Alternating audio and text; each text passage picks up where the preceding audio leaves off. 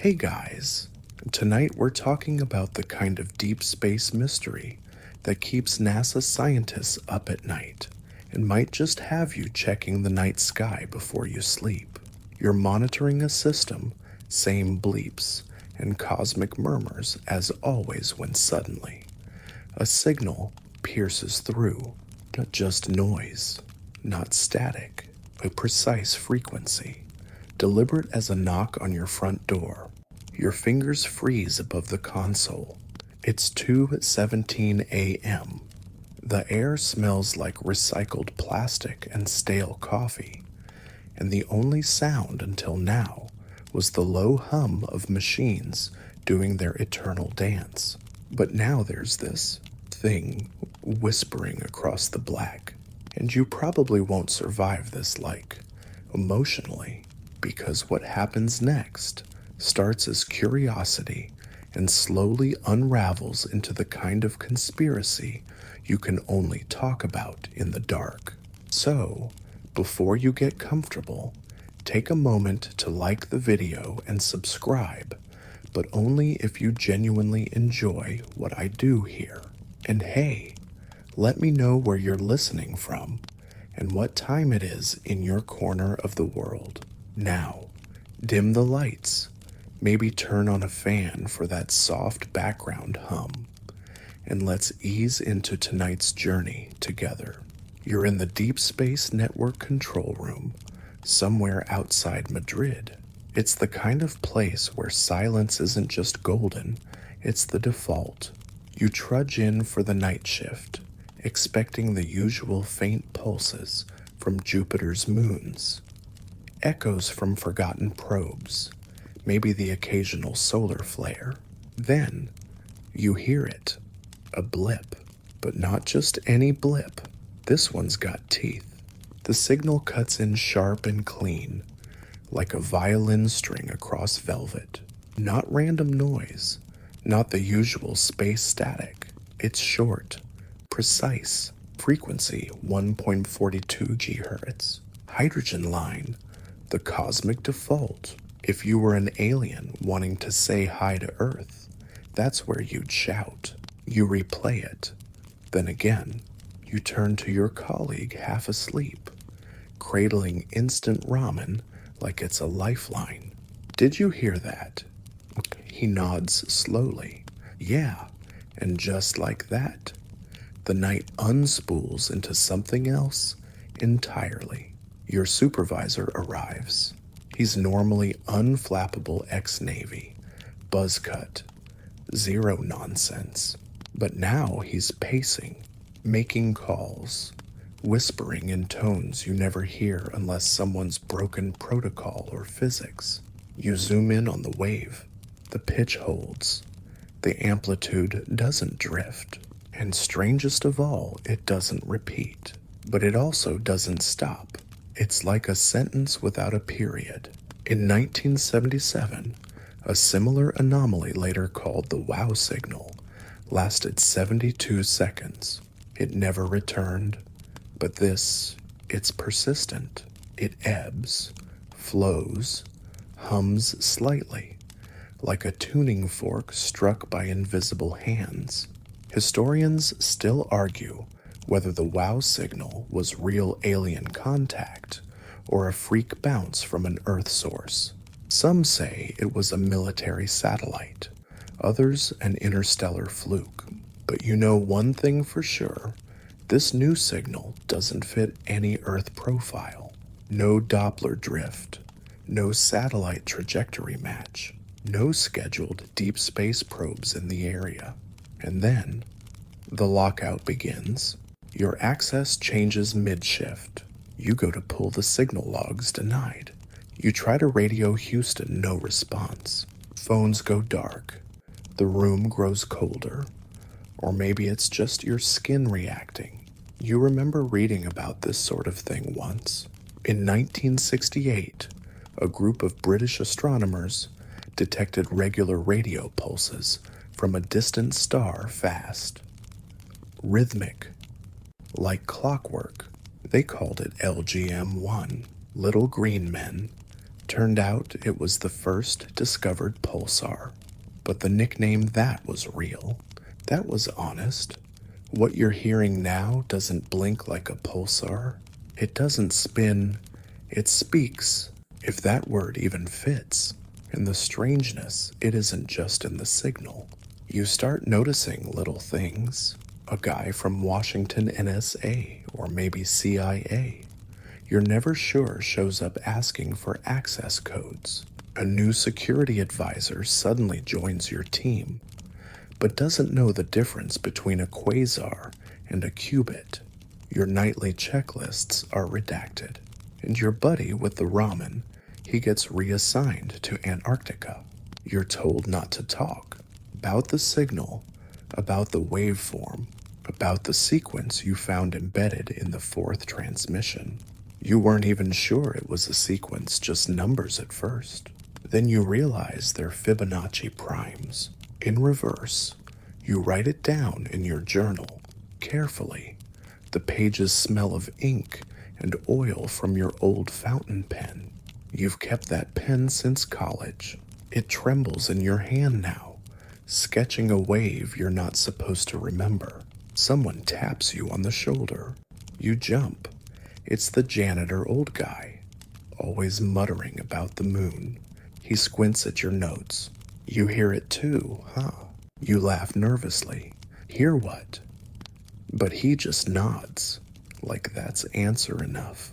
Later that night, as you sip stale vending machine coffee and pretend your whole world hasn't just tilted slightly off axis, you pull up an old report on your tablet.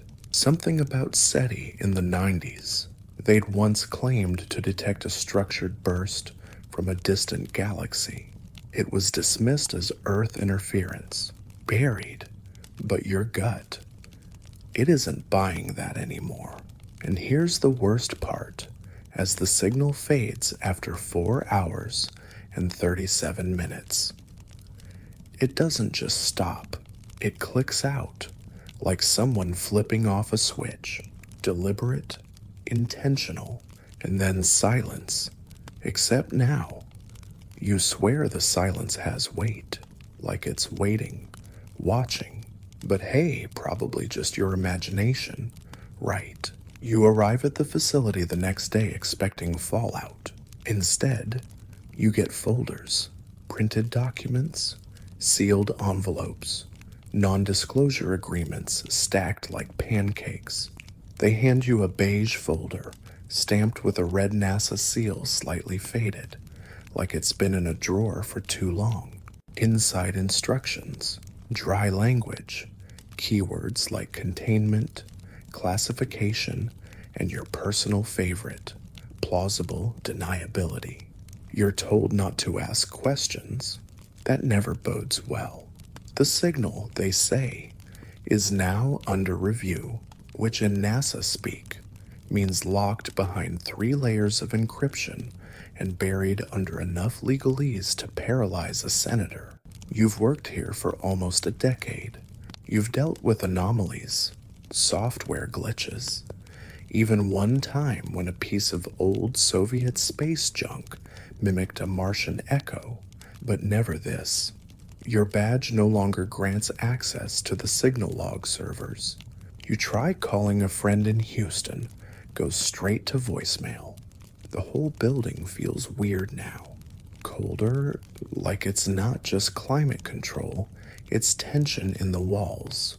You pass Dr. Singh in the hallway, an astrophysicist who once gave a TED talk about black holes and gummy worms.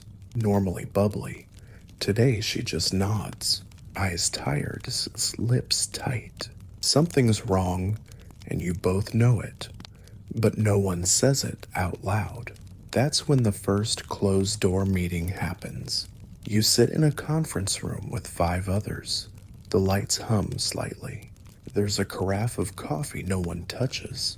A man from Washington sits at the head of the table. Not NASA, not Air Force, not introduced. He asks one question. Did anyone outside this building access the signal feed? No. Everyone shakes their heads. He stares at each of you like he's memorizing your faces. Then he says, "Good. Let's keep it that way." The meeting ends. No notes, no minutes. You step outside afterward, into the arid stillness of the high desert. The sky's too blue, the sun too bright. You squint and wonder how many signals have they kept secret before, how many quiet cover-ups hummed just beneath the static. You remember the 2004 incident during the Cassini mission when a sudden radio burst jammed communications for 6 full minutes. Officially a solar storm. Unofficially, the story always felt too tidy, too quick. Historians still argue whether that was truly a technical failure or something else entirely. Back in the lab, people act normal, too normal, like extras in a movie you're suddenly not sure is fiction. Laughter feels forced. Even the vending machine selections are eerily the same. Then, the files disappear. You go to check archived backups of the waveform gone, even local copies, your personal notes, deleted from your laptop. You could have sworn you printed one version, but when you look in your desk drawer, empty. But here's the quirky part. Someone left you a mint, a single peppermint, still in its crinkly plastic wrap, sitting dead center on your keyboard. No note, just a mint, like a tiny calling card from a phantom colleague. Cute, creepy. You hold on to it, pocket it. Maybe it's nothing. Maybe it's everything. That night, you don't sleep. Your brain replays the blip, the smooth arch of its entrance, how it folded neatly into silence, like a curtain dropping after a play. You wonder what you're supposed to do now. You wonder who's still listening. Then, your email pings. One new message. No sender. Just a timestamp. The subject line. Hold on to the hydrogen. You open it. No text. Just an attachment. A low-res image of what looks like a waveform, overlaid with strange symbols, Mayan numbers, something older, like an ancient cipher married to digital noise. You're not a linguist, but you know when something's been deliberately encoded. There's a kind of artistry to it, like watching Morse code ballet. Your hands shake slightly. You smell the faint tang of ozone in the air. Could just be the printer warming up. Or maybe your nerves fraying at the edges. But you don't report the email. You save it. Then you print it. You hide it in a book of Carl Sagan essays on your shelf. You always loved Pale Blue Dot.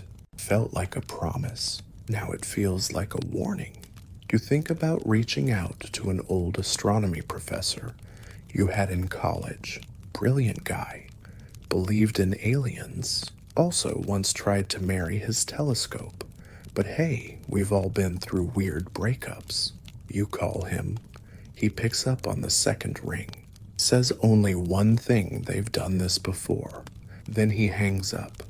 You stare at your phone. It feels heavy, like it's absorbing more secrets than it gives. In the following days, the whole team's given new assignments, spread across departments, temporarily reassigned. They say, you know better, you're being diluted.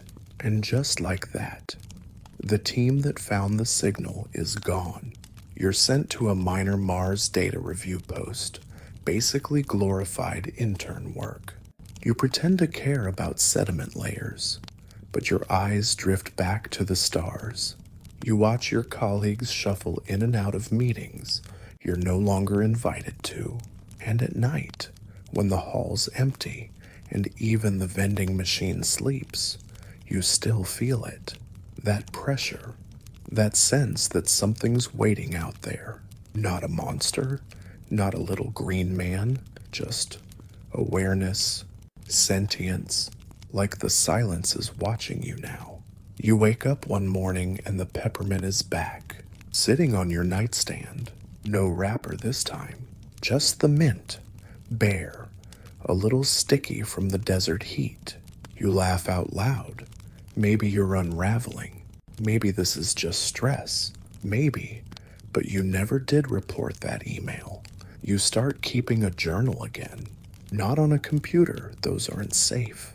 You use a leather-bound notebook with thick, ivory pages that smell faintly of cedar. You write in tiny block letters, slow and methodical, like every word might one day be reviewed by someone trying to make sense of all this. Or maybe by you, when you're older, trying to remember how the descent into weirdness started. It helps, sort of. You dig deeper into the history of cosmic oddities because, let's face it, Earth has a long track record of picking up bizarre things from space and promptly ignoring them or hiding them. Start with the basics. 1967, Jocelyn Bell Burnell detects the first pulsar, perfect radio pulses, so precise. Some thought it was alien. She called it LGM-1, Little Green Men 1, partly as a joke, partly because scientists get nervous when the universe behaves too perfectly. Then jump forward. 1977, the WOW signal, a burst of radio waves from the Sagittarius constellation. 72 glorious seconds of possibility. The astronomer, Jerry Amon, circles it in red pen and writes "wow" next to it. Romantic, in a nerdy sort of way. But the signal never returns, not even a blip. Historians still argue whether the WOW signal was a fluke, maybe a misfired Earth transmission bouncing off space debris. But deep down, you don't buy it, and you're not the only one. There was the SHG Babur Tsunu plus 14A signal from the early 2000s, faint, but eerily consistent. It drifted in frequency, which shouldn't happen unless the source is moving. SETI logged it, studied it, then moved on like it was a curiosity, not the thing. And that's the problem. These anomalies come, get buried under scientific rigor and bureaucracy, and quietly vanish until they come again. What you're hearing now, this hydrogen line anomaly, doesn't fit any known pattern. It's more complex, more deliberate. It didn't blink like a pulsar or roar like a quasar. It spoke. You find an old PDF on a dark archive site, half redacted, grainy scans. It talks about the Lorimer burst, a single, high-energy pulse picked up in 2007 by the Parkes Radio Telescope in Australia. It was so strong, it briefly overloaded the detectors. And just like that gone, no follow-up, no clear origin. Fringe theorists say the Lorimer burst was a warning, like knocking too hard on a door you shouldn't open. You smile as you scribble that in your journal. Fringe theorists always sound insane until they're right. Then there's BLC-1 detected in 2020, closest thing to a genuine alien signal in recent memory. Narrow-band, non-repeating, and right around the 1.42 GHz hydrogen line again, detected by the Breakthrough Listen project. Official conclusion, probably terrestrial interference. But you notice the same thing in every case. Hydrogen.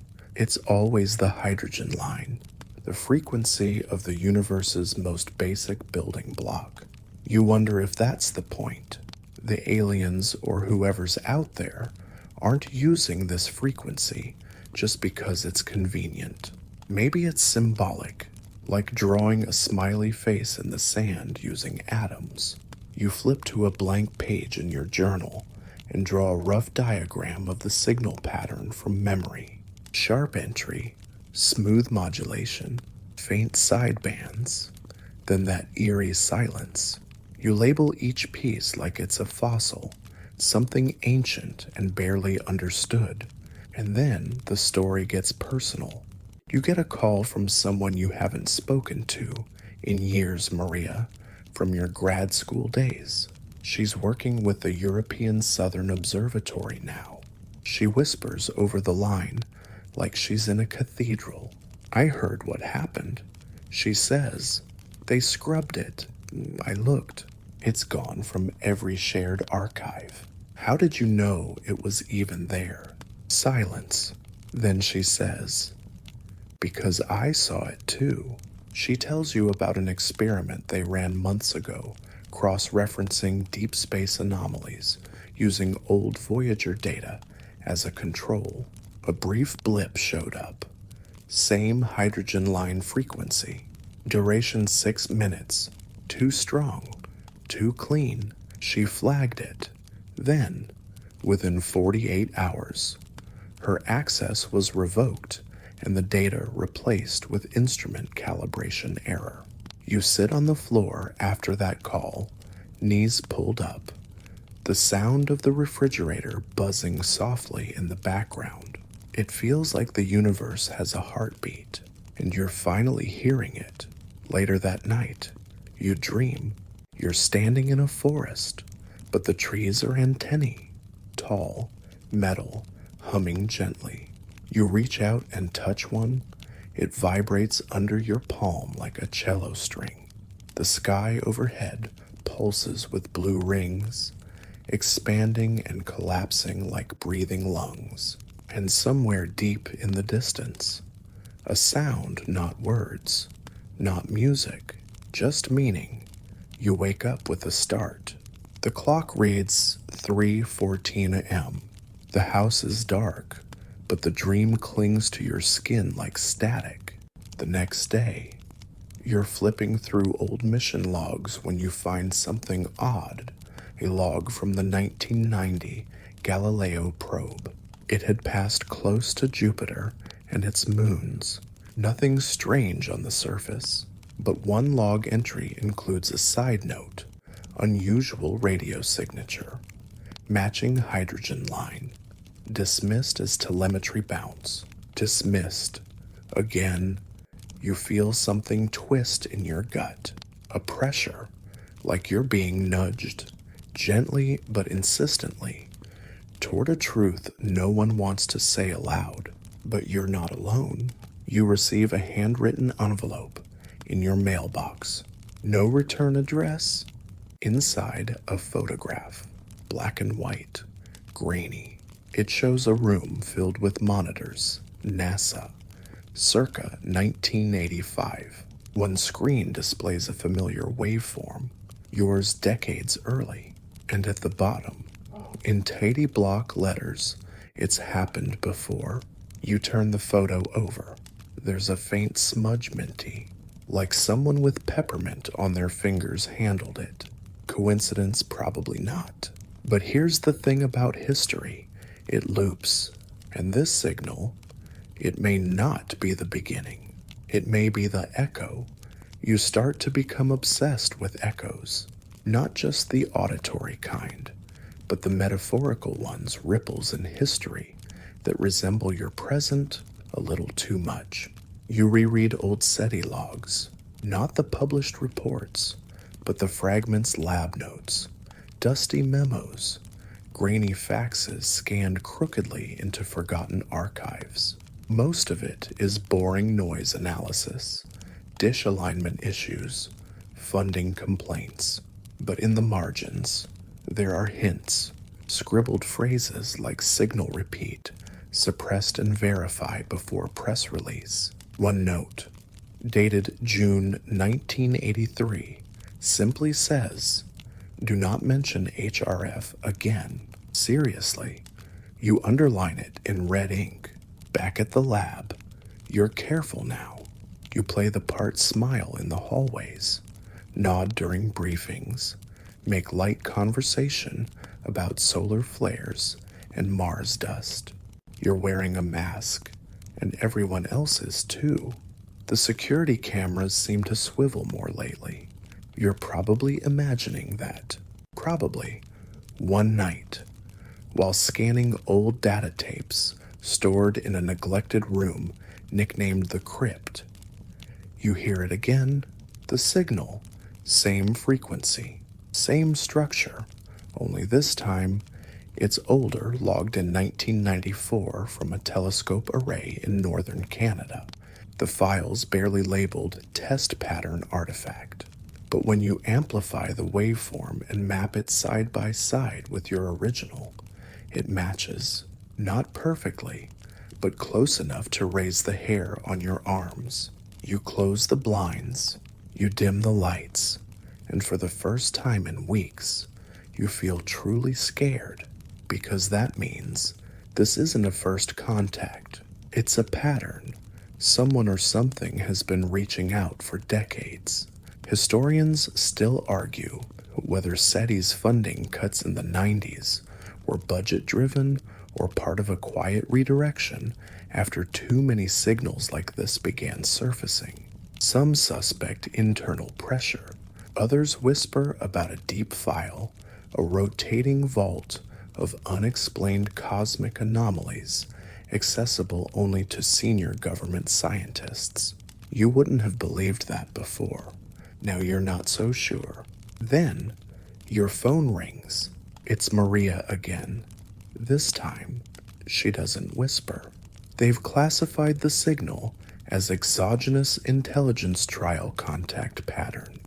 You know what that means. You blink. That they think it's real. She sighs. No. That they already ran simulations, models. They've known what a first contact might sound like for years. This isn't new to them. You let that sink in. The phrase trial contact echoes in your mind. Like Earth is a candidate, a contestant, maybe a test subject. That night, you stay late. You set up your own equipment, off the network. You cobble together a makeshift receiver using spare parts and a scavenged parabolic dish from the tech scrapyard. You aim it toward the region of the sky where the first signal came from. Hydra constellation. Nothing. Static. Cold sky. Then, just before dawn, a pulse. Not strong, not even as distinct as before, but it's there. A gentle knock, like someone testing a wall for hollowness. You replay it. Again and again, you filter out background hiss. Adjust for Doppler shift. Map it visually. This one's shorter, 30 seconds. But something about the timing. It's rhythmic, like a drum beat slowed to the point of absurdity. Like a message being tapped in Morse through centuries. Your chest tightens. You consider calling Maria back, but something stops you. Instead, you pull out your journal and draw it. The waveform, the modulation, and next to it, the word you've been avoiding. Response. Because that's what this is, isn't it? It didn't repeat the exact pattern. It changed, evolved, responded, and you walk home in a daze. The sunrise feels artificial, too orange, like someone turned the saturation up on the world. Your neighbor waves. You wave back, but don't speak. There's a pressure building behind your eyes. You're not afraid anymore. You're curious. The next day, you get a package. No label, no postage, just a small black box on your desk, left anonymously. You open it carefully, half expecting a glitter bomb. Instead, a drive, encrypted. You boot up an isolated system and plug it in. There's only one file of video, rough resolution, time-stamped February 6th, 1989. It shows a control room NASA, clearly. From the old logos and the chunky computers, a group of men and women in lab coats stare at a screen displaying a waveform. It's your waveform. One of them turns to the camera. His voice is clear. This matches the Betelgeuse anomaly. That's 3 in a decade.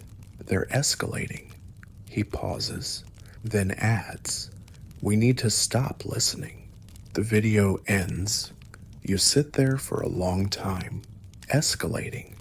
That word stays with you all day. You look up Betelgeuse anomalies. There's barely a whisper online. Most of the articles focus on its expected supernova status.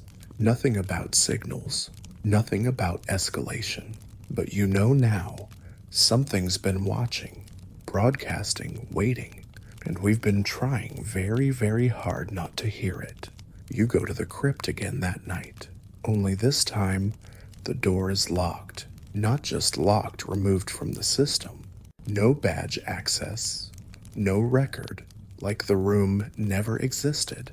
You stand there, keycard in hand, staring at an empty hallway and wondering if the world is shifting under your feet, like tectonic plates of truth and fiction sliding apart.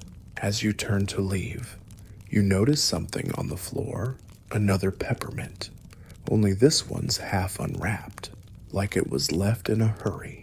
Your heart thuds. You pick it up with trembling fingers, and for a split second, you consider just walking away, going home, pretending none of this ever happened. But you don't, because now it's personal. Now it's yours. You stop sleeping, not in a dramatic, insomniac genius way, more like your body starts refusing it, shaking off blankets at 3 a.m., pacing like something's about to knock on your window. Your brain's too full. Every time you close your eyes, you see waveforms drifting like jellyfish through the black. At first, you blame the stress, the signals, the peppermint, but it's more than that. It's the creeping certainty that you're not just decoding a message, you're being watched while doing it. So, you start building defenses.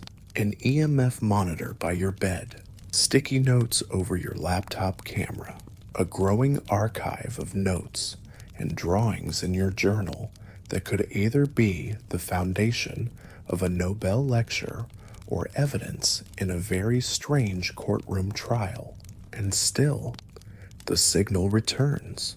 Every few nights, slightly different, sometimes longer, sometimes chopped up, like it's struggling through static or intentionally masking itself, but always on the hydrogen line, always present. You start wondering if it's learning. You don't tell anyone, not even Maria, not after the crypt was sealed off.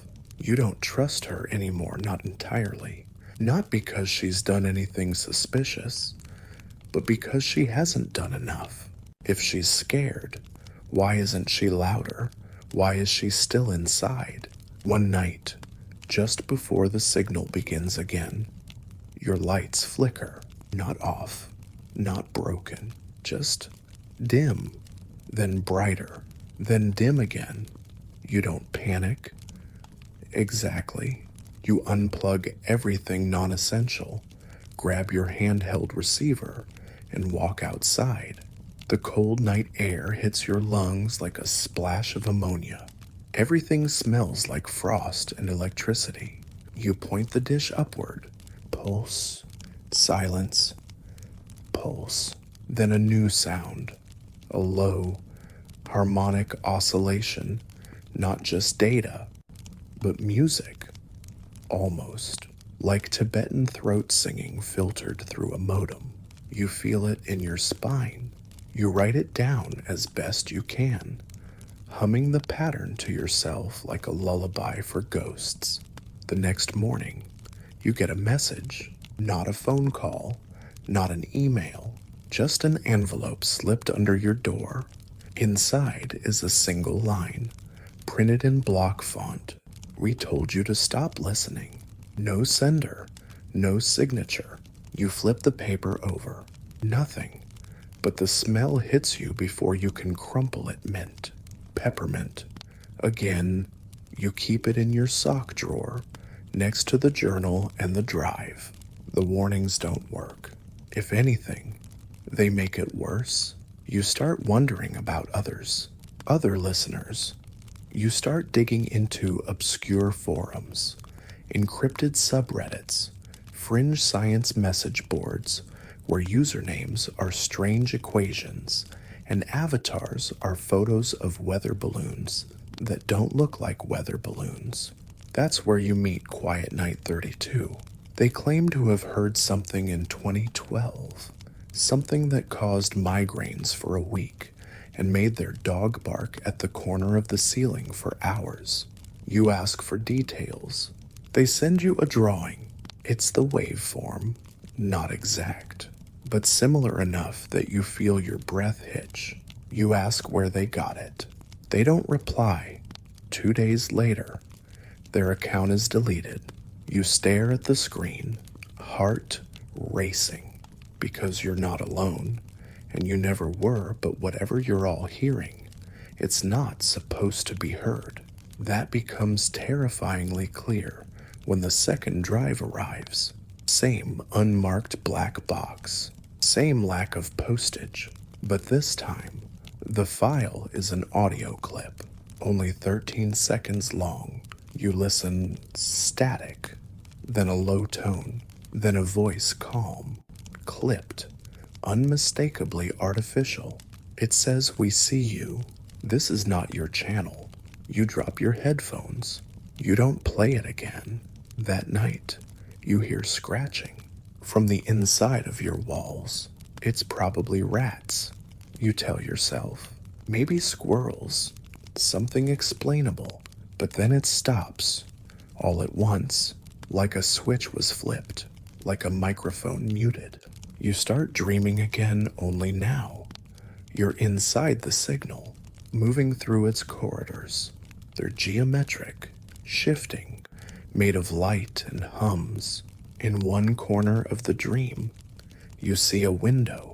Outside, there's no sky, just a huge eye, watching. You wake up sobbing. You write it all down, even the parts that make you feel crazy. You don't trust your memory anymore. Don't trust anything, really, except the signal. The signal is real. Later that week, Maria calls. Her voice is trembling. They're shutting it down, she says. They're calling it a cosmic background reclassification. Total freeze. No more listening, no more data sharing. They're saying we misread the whole thing. You whisper, but we didn't. I know, she says, and that's the part that scares me. She hangs up. You sit in the dark for a long time. No signal that night, just silence. A vast, echoing stillness that feels louder than any broadcast. You realize it's not just a cover-up. It's a quarantine. They're not just hiding the signal. They're trying to trap it, which begs one very dangerous question. What happens if it gets out? You pace your kitchen until dawn, whispering the waveform like a prayer. It's in your bones now. You're not sure you could forget it if you tried. And then, another letter. This one is typed. A return address, Galileo Institute, Geneva. Inside is a single sentence. If you're still listening, meet us on June 9th. No explanation, no salutation, just a date. You fold the letter, tuck it into your journal, and stare at the calendar on the wall. June 9th is only a week away. You don't sleep that night either. You fly to Geneva under a fake name. It's easier than you expect. No questions at the airport. No raised eyebrows at customs. You feel like you're stepping through cracks in the world, walking paths only visible to people who've heard what you've heard. The Galileo Institute isn't listed on Google Maps. It's not really called that, not officially, but you find the building tucked behind a music conservatory, all glass and stone, humming with quiet purpose. You're buzzed in by a man with the kind of face that seems built from geometry and secrets. You're early, he says, handing you a visitor badge without a word more. Inside, everything smells like ozone and printer ink. A woman in a white turtleneck meets you in a small conference room. No name, just a nod and a tiny laptop she opens between you. She doesn't ask for your name either. She shows you a waveform, not yours, not quite. It's from 1968. This was recorded during the Apollo 7 mission. She says, fingers steepled, never released. The astronauts called it the whisper. You lean in. It's fainter, simpler, but it has the same signature, a strange, harmonic echo that shifts just past human hearing, like a message underwater. They classified it as radio bounce. She says, but there was no satellite nearby, nothing to bounce from. You ask, why show me this now? She taps a key. Another signal appears, this one from a Chinese observatory in 2016. Then another from an amateur radio astronomer in Argentina in 2003. They all match. Variants of the same signal, like versions of a story told by someone who doesn't use words. You feel dizzy. The woman leans forward. We've been listening a long time. Quietly, carefully, you whisper. Who is we? She smiles faintly. People like you. People who kept asking after they were told to stop. You want to laugh, or scream, or cry. You're not sure which. Instead, you ask the question that's been gnawing at you since that first peppermint. What is it? The woman hesitates. Then she speaks slowly. We don't know. That's the honest truth. But the signals aren't random. They're intelligent. Maybe not human intelligence, but structured, self-adjusting, reactive. You say, it responded to me. Her eyes widen a fraction. You responded to it. That sits like a pebble in your throat. She gestures toward the door. There's someone else you should meet. You follow her down a sterile hallway. The carpet muffles your steps. You pass rooms filled with screens, rotating antenna feeds, maps of the sky pinned with strange, glowing dots. In a small lab, you meet an old man named Dr. Ezra Yu. He's slight, bird-boned, with shaking hands and a voice like shredded cloth. You've heard it, haven't you? He asks. Before you've even sat down, you nod. I think so. No, he says. You know so. Everyone else thinks. You know, he slides a journal across the table, handwritten, crammed with notes and equations and messy doodles. On one page, a sketch of a waveform looped around itself like a snake eating its tail. We call it the mirror code. He says, it reflects, learns. It's not broadcasting, it's listening back. You stare at the journal, then at him. Do you think it's alive? He shrugs. Depends how you define life. A beat. I once thought it was a language. He continues. Now I think it's more like a consciousness simulation, a mirror, designed to echo what it hears and fold it into something new, a reflection that gets smarter every time you look at it. Your skin prickles, so if I keep listening, it will start speaking you.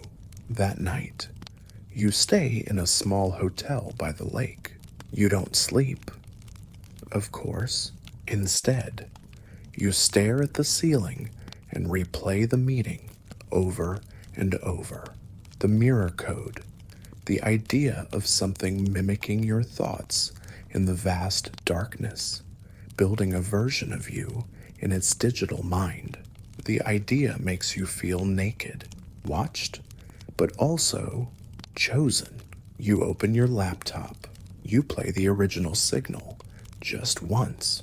You mouth the tones like vowels from a language no one remembers how to speak. And for a moment, it feels like something answers. Your screen glitches. Not a crash, not a static fuzz, just a flicker, then a new file on your desktop, titled Recursion. You didn't download anything. You didn't touch the keyboard. Your hands tremble as you open it. Inside a diagram, complex, looping, alive with lines and numbers. It looks like the waveform, but three-dimensional, like a sculpture made of sound. And at its core, a shape you recognize, an eye, like the one from your dream. Your heart pounds. The room feels suddenly too quiet. You slam the laptop shut and breathe through your nose, counting slowly. 5 seconds later, your phone buzzes. A text from a blocked number. It reads, "Keep listening." You're almost through. You don't reply, because what would you even say? That you're scared, that you feel like your brain is being tuned to an alien frequency, that the signal isn't just data, it's a doorway. You glance at the window. The lake glows faintly under the moonlight. The wind smells like metal and cold pine. You remember something Maria said long ago, before she stopped answering your messages. Maybe we weren't meant to find it. Maybe it found us. And now you wonder, what if this isn't about contact at all? What if it's recruitment? You return home with a hollow chest and a USB stick that's probably illegal in at least 4 countries. It's hidden in your boot. You tap your heel twice on the airport escalator, like it'll remind you it's still there, still real, because, honestly, by now, what is real? Not the emails from your old university account deleted, not the astronomy forums you used to post on offline, not even your old coworker, that guy who used to microwave fish in the break room, whose phone number now leads to a disconnected line and a strange silence that seems to echo even after you hang up. You sit at your desk for hours, USB stick in your palm, thumb running over the smooth metal like it's a charm, a relic. You should be exhausted, but you're wired, like you drank 20 espressos and stared into the sun. Finally, you plug it in. It boots up a locked interface. Simple, stark. The background is black. White letters blink. Decrypt key. Starkey's woe-based. You already know it. It's not a password. It's you. The last tones of the signal. You hum it softly 4 notes. Strange intervals and press enter. The screen changes. 1 folder. Dated next week. Inside, hundreds of files. Some are short audio bursts, others video clips, others still images of, well, things. Some look like star maps, others resemble blueprints, but for what machines' rituals recipes for decoding the universe. You click one labeled Nova Echo. It plays what sounds like a conversation, but only one voice, repeating, over and over, phrases in English, then backwards, then sung, almost like it's trying on language, wearing it like a coat. Do you see me now? Now do you see me? You do. See me now. And then silence, then laughter. Not maniacal laughter, not sinister, but not human either. It bends at the wrong places, like a synthetic being trying to mimic what joy might sound like. and just barely failing. You close the file. You feel cold. You start seeing the number 273 everywhere. On receipts, on clocks, a street sign, a billboard with a faded price tag 2.73. At first, you ignore it. Then you Google it. It's the cosmic microwave background temperature, 2.73 Kelvin, the faint afterglow of the Big Bang, a message from the beginning. You feel like someone or something is connecting dots in your mind you didn't know were there, and that's when the migraines begin. Not normal headaches. No, these are like knives behind your eyes, like your skull is trying to expand. You stop sleeping. Again, your dreams now feature the waveform, rippling like fabric in deep water. You wake with bruises. You don't remember how you got them. One night, the lights flicker and you hear the signal without your receiver. Just in the room, soft, undeniable, humming through your walls, your bones, your thoughts. You cover your ears. It doesn't help. You go back to Maria's last message. Quarantine. It wasn't a metaphor. They weren't trying to hide the signal. They were trying to keep it in. And you, poor, curious, you opened the door. Ezra's journal said the signal reflects and adapts. If that's true, then it's more than just a pattern. It's a system, one that learns, builds, possibly even replicates. And now, it's replicating you. You test it. You broadcast a new tone, a variation on the mirror code. Just 3 seconds long, you wait. 10 minutes later, your speaker crackles. The tone comes back perfectly replicated, but layered with your voice. A sentence you've never said, but might have. I remember the lake. It was cold. You never mentioned the lake, not out loud. You slam your laptop shut. The signal is no longer a visitor. It's here, in your space, your house, your head. You try to tell someone, an old friend. You meet at a diner and start to explain, but when you say the word signal, she blinks like she didn't hear it, like there's a hole in her comprehension.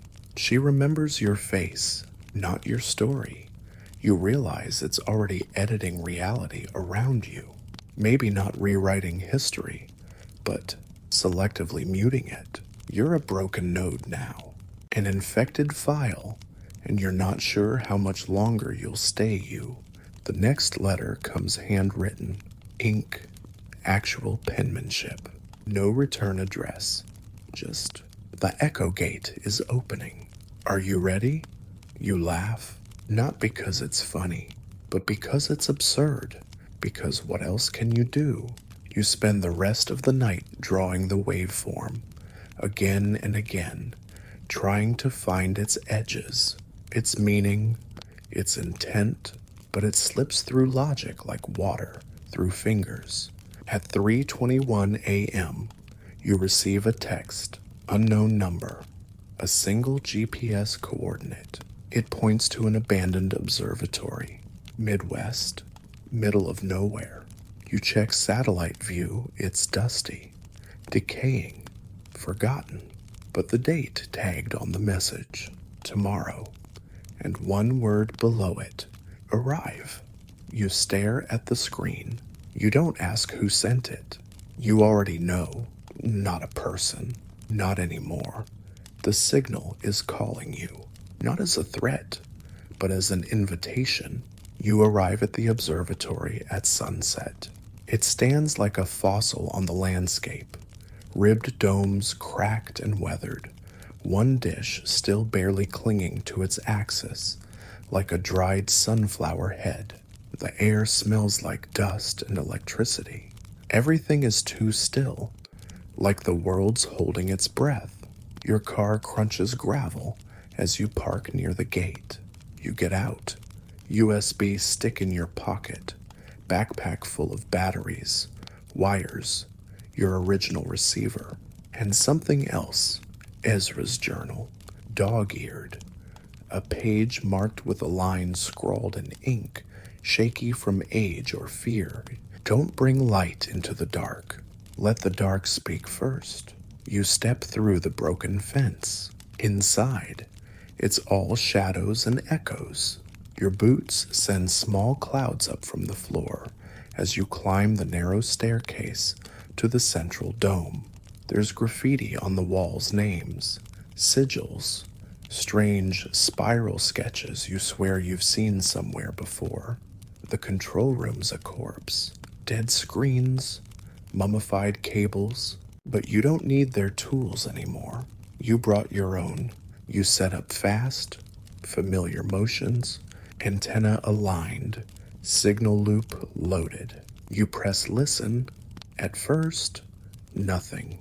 Just the hollow breath of static. Then faintly, a click, another, a pattern. Not the old signal. Something new, sharper, quicker, like it's realized you've arrived and is adjusting. Your laptop screen flickers. Then words scroll across it. Welcome back. You didn't type anything. You reply. Just 3 letters. Who? The screen pauses. Then slowly, you again. And then, or what comes after, your skin crawls. Not from fear exactly, but anticipation, like standing in a church right before the organ hits. You broadcast a snippet of the mirror code tuned slightly, personalized. It's something you've been crafting for weeks now, a musical fingerprint. The signal answers instantly.